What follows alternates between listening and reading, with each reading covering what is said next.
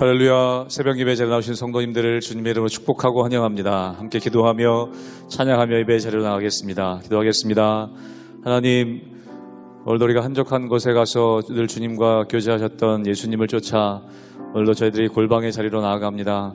저희들 기도할 때 은밀히 보시는 하나님의 은혜를 우리가 기억하며 경험할 수 있도록 도와주시고, 우리와 함께 하시는 그 하나님의 은혜, 우리를 위로하시며 치유하신 하나님의 은혜 경험하는 이 예배 자리가 될 수 있도록 은혜 허락하여 주시옵소서. 감사하며 예수님 이름으로 기도하옵나이다. 아멘.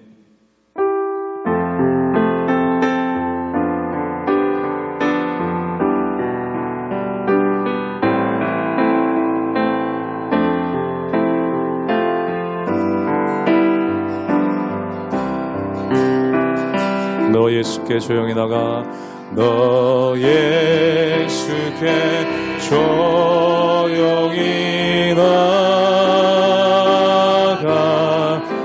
내 모든 짐 내려놓고,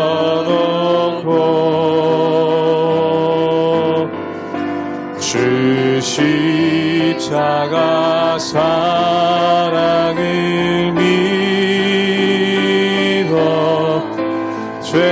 죄사함을 너 받으라. 주 예수께 조용히 나가, 내 마음을 쏟아놓으라.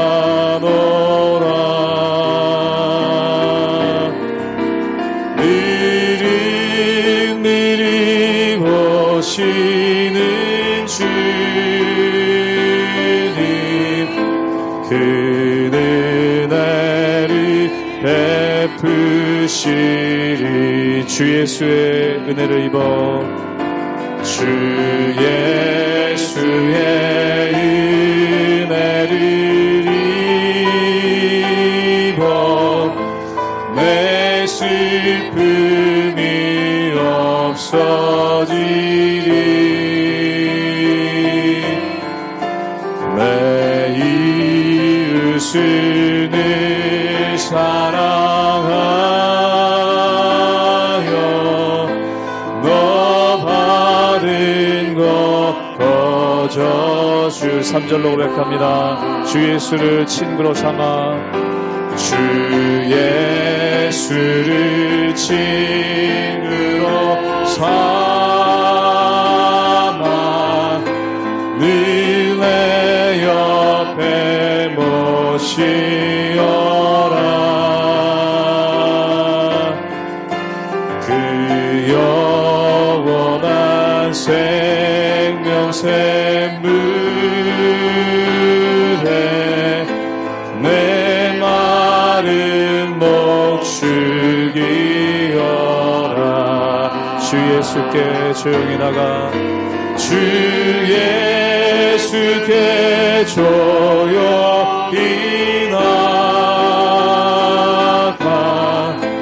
내 마음을 쏟아놓으라.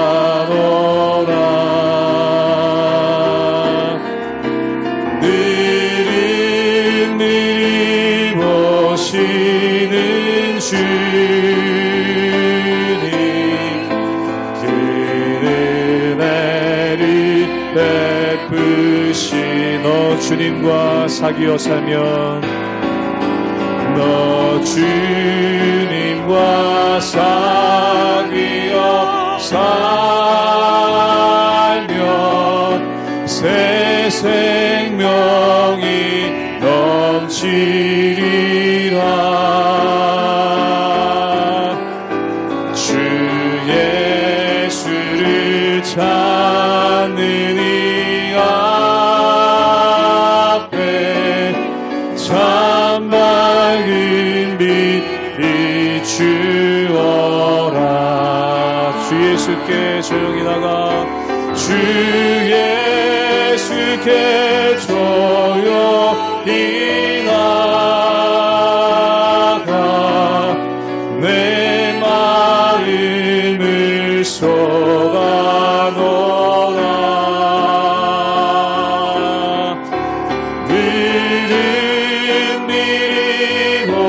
오시는 주님, 그는 은혜를 베푸시. 주 예수께 조용히 나가, 주 예수께 조용히 나가 내 마음을 쏟아놓아.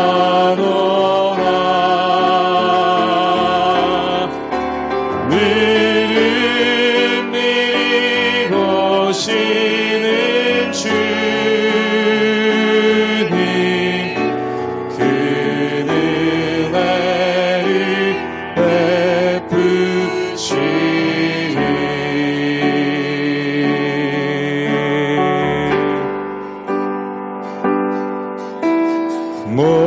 목마른 사슴 시내 물을 찾아 헤매이듯이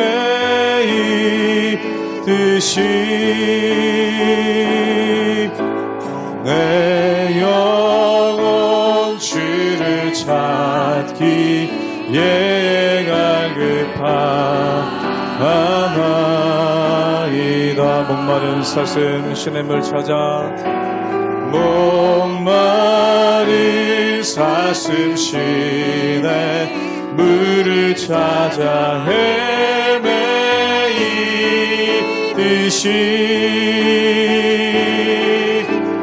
내 영혼 주를 찾기에 갈급하나이다. 주님만이 나의 힘, 주님만이 나의 힘, 나의 방패, 나의 참소망,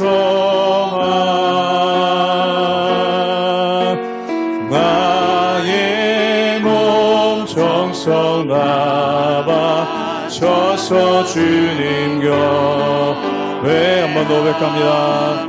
주님만이 나의 힘이십니다. 주님만이 나의 힘, 나의 방패, 나의 참소. 한 번 더 고백합니다. 주님만이 나의 힘, 주님만이 나의 힘, 나의 방패, 나의 참소망,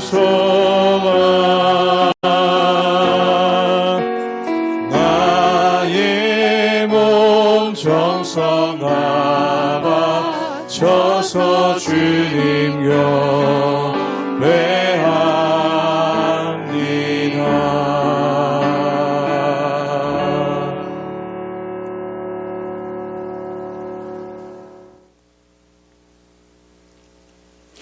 할렐루야. 우리 하나님의 은혜와 평강이 우리 성도님들 삶 가운데 날마다 가득하시기를 주님의 이름으로 축원합니다. 예수님께서는 가장 큰 계명에 대해서 이렇게 말씀하셨죠.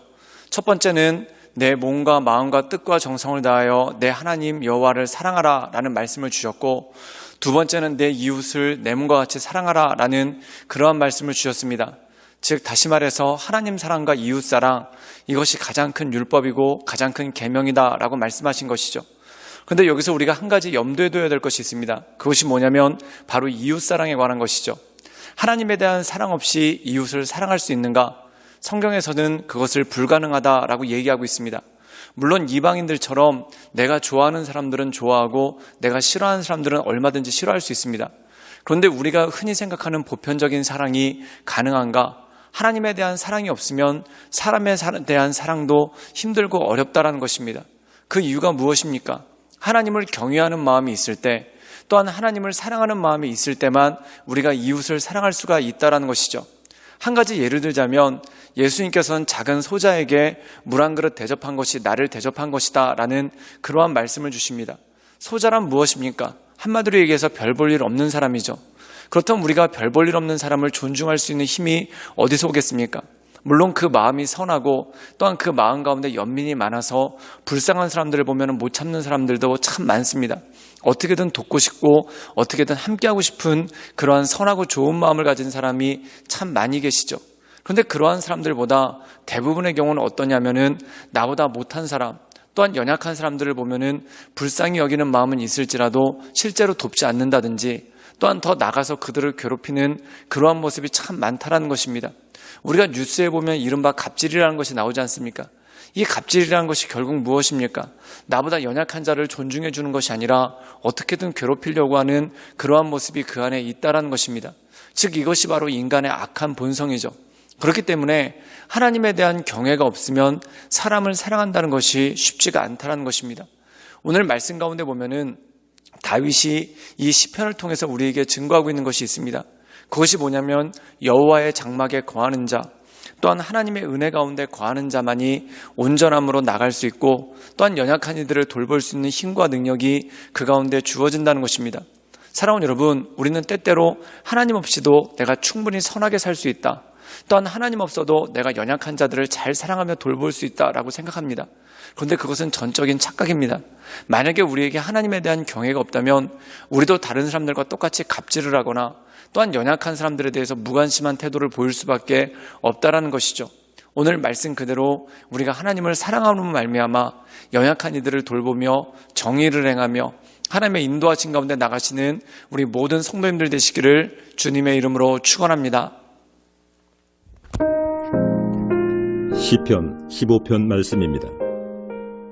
여호와여, 주의 장막에 머무를 자 누구오며 주의 성산에 사는 자 누구오니까? 정직하게 행하며 공의를 실천하며 그의 마음에 진실을 말하며 그의 혀로 남을 허물하지 아니하고 그의 이웃에게 악을 행하지 아니하며 그의 이웃을 비방하지 아니하며 그의 눈은 망령된 자를 멸시하며 여호와를 두려워하는 자들을 존대하며 그의 마음에 서운한 것은 해로울지라도 변하지 아니하며 이자를 받으려고 돈을 구워주지 아니하며 뇌물을 받고 무죄한 자를 해하지 아니하는 자이니 이런 일을 행하는 자는 영원히 흔들리지 아니하리이다. 오늘 말씀 가운데 보면은 다윗이 고백하는 사람이 있습니다. 즉 어떤 사람인가? 우리 함께 시편 15편 1절의 말씀을 읽도록 하겠습니다. 제가 읽겠습니다. 여호와여, 주의 장막에 머무는 자 누구오며 주의 성산에 사는 자 누구오니까? 오늘 말씀 가운데 보면은 주의 장막에 머무는 자, 또한 주의 성산에 사는 자 누구옵니까? 여기서 보면은 주의 성산이란 무엇입니까? 우리가 잘 알고 있는 대로 주님께서 율법을 주셨던 신의 산을 은유적으로 드러내는 것이 바로 거룩한 산 성산이라는 것입니다. 또 여기서 주의 장막이 무엇입니까? 하나님께 제사 지내고 예배드리는 장소, 그리고 하나님의 임재를 경험하는 장소, 바로 성막이 바로 주의 장막이라는 것이죠. 그렇다면 주님의 장막에 거하는 자, 또한 주님의 거룩한 산에 올라가는 자 누구입니까? 라는 그러한 고백이 이 말씀 가운데 나옵니다. 그럼 이것은 다른 말로 얘기하자면 주님께 예배하는 자, 또한 하나님을 경외하며 하나님과 동행하는 자가 누굽니까? 라는 그러한 질문이 이 가운데 있다라는 것이죠. 그렇다면 하나님의 장막에 거하는 자, 또한 하나님과 동행하는 자가 누구입니까? 성경은 그에 대해서 이렇게 얘기합니다. 시편 15편 3절의 말씀을 우리가 함께 읽도록 하겠습니다. 제가 읽겠습니다. 그의 혀로 남의 허물하지 아니하고 그의 이웃에게 악을 행하지 아니하며 그의 이웃을 비방하지 아니하며, 즉 하나님의 장막에 거하는 자, 하나님의 성산에 거하는 자에 대해서 이렇게 묘사하고 있습니다. 2절에는 정직하게 행하고 공의를 실천하며 그 마음의 진실을 말한다 라고 얘기합니다. 그리고 더 나가서 어떻게 하냐면은 그 혀로 남을 허물하지 않는다. 즉 다시 말해서 다른 사람을 비방하지 않는다는 거죠. 그리고 그의 이웃에게 악을 행하지 않고 또한 그의 이웃을 비방하지 않는다는 것입니다. 사랑하는 여러분, 우리가 십계명에 보면은 십계명 1계명에서 4계명까지 보면은 하나님을 사랑하는 방법, 즉 하나님을 공경하고 또한 하나님을 경외하는 방법에 대해서 나옵니다. 그리고 5계명부터 10계명까지의 말씀에 보면은 이웃을 사랑하는 방법에 대해서 나오는데, 그 이웃을 사랑하는 방법에 대해서 살인하지 말라, 간음하지 말라, 이런 등등의 굉장히 포악한 죄들에 대해서 언급하십니다. 그런데 그 뒷부분에 보면 어떤 말이 나오냐면은 내 이웃을 해하려고 거짓 증거하지 말아라. 즉 이웃에 대해서 거짓말하지 말고 이웃을 비방하지 말라라는 말씀이 그 가운데 나온다는 것입니다. 사랑하는 여러분, 그렇다면 이것이 무엇입니까? 하나님을 경외하는 것이 전제가 될 때 이웃에 대해서도 조심할 수 있고 또한 이웃에 대해서도 주의할 수 있는 그러한 모습이 그 가운데 있다라는 것입니다. 사랑하는 여러분, 우리는 우리 스스로를 가르쳐서 나는 꽤 공정하다, 또한 나는 꽤 법 없이도 살 수 있다, 또한 나는 굉장히 선하고 착한 사람이다 라고 생각할 때가 있습니다. 그런데 여러분, 우리의 삶을 한번 곰곰이 살펴보십시오. 우리의 입술 가운데 얼마나 많은 악독이 있고 또한 우리의 삶 가운데 얼마나 다른 사람을 시기하고 질투하는 것이 있으며 또한 다른 사람을 폄하하는 것이 있고 또한 다른 사람들을 은근히 무시하고 또한 나를 드러내기 위해 과시하고 자랑하는 것이 얼마나 많습니까? 사랑하는 여러분, 우리가 하나님의 말씀에 우리를 비춰보지 않으면 이런 것이 있는지도 모른 채 살아가는 경우가 참 많은 것을 보게 됩니다. 마치 내가 여태 건강한 줄 알고 살았는데 건강검진을 받아보면 혈압도 있고 당뇨도 있고 또한 안 좋은 병들이 내 몸에 많이 있는 것과 똑같은 그러한 것들이 있지 않습니까? 사랑하는 여러분, 건강은 자신하지 말라라고 얘기합니다. 건강을 자신하지 않는 것과 마찬가지로 무엇을 자신하지 말아야 되는가? 내가 거룩하다고 자신하지 말아야 된다는 겁니다. 내가 선하다고 자신하지 말아야 된다는 겁니다. 그럼 건강을 조심하는 사람들은 늘 병원에 가서 의사 선생님의 상담을 받고 또한 자기 몸을 잘 돌보는 사람이죠. 마찬가지라는 것입니다. 육신의 건강을 위해서 늘 조심하고 주의하는 것이 필요한 것처럼 우리가 우리의 영의 건강을 위해서 내 스스로 나는 괜찮다고 자부하고 자신하는 것이 아니라 하나님의 말씀 가운데 나를 비추어 보고 또한 하나님 보시기에 온전한 삶을 살고 있는지 나를 평가하고 또한 나를 돌이켜보는 것이 굉장히 중요하다는 것입니다. 바로 이러한 사람이 하나님의 성산에 거하는 자, 하나님의 장막에 거하는 자입니다. 하나님의 장막과 하나님의 성산은 무엇입니까? 하나님의 장막은 예배의 장소요, 하나님의 성산은 말씀의 장소입니다. 즉 예배와 말씀을 통해서 자신을 돌아보는 자만이 하나님 보시기에 온전하고 거룩한 삶을 살아갈 수 있는 힘과 능력이 그 가운데 있다라는 것이죠. 그러므로 사랑하는 여러분, 우리가 날마다 하나님의 말씀을 공경하며 또한 하나님을 경외하는 마음으로 우리가 온전한 삶을 살아갈 수 있기를 위해 날마다 기도하며 엎드리시는 우리 모든 성도님들 되시기를 주님의 이름으로 축원합니다. 함께 기도하시겠습니다. 늘 언제나 살아서 역사하신 주님, 날마다 주말을 바라보며 하나님의 은혜 가운데 나갑니다. 날마다 우리의 심령을 강건케 하시고 우리의 마음을 온전케 하사 오직 크신 주님만을 바라보며 하나님의 인도하신 가운데 늘 승리함으로 주께 나갈 수 있도록 주님 우리 가운데 역사하여 주시고 하나님의 크신 은혜와 능력을 덧입혀 주시옵소서. 우리가 주님의 예배하는 자리 또한 하나님의 말씀의 자리에 서서 우리 스스로를 돌아봄으로 말미암아 정결하고 거룩한 삶을 살아갈 수 있는 눈을 가질 수 있도록 주여 도와주시고 주님 역사하여 주시옵소서. 주님께 모든 걸 위탁드려오며 살아서 역사하시는 주 예수 그리스도의 이름으로 감사하며 기도드리옵나이다. 아멘.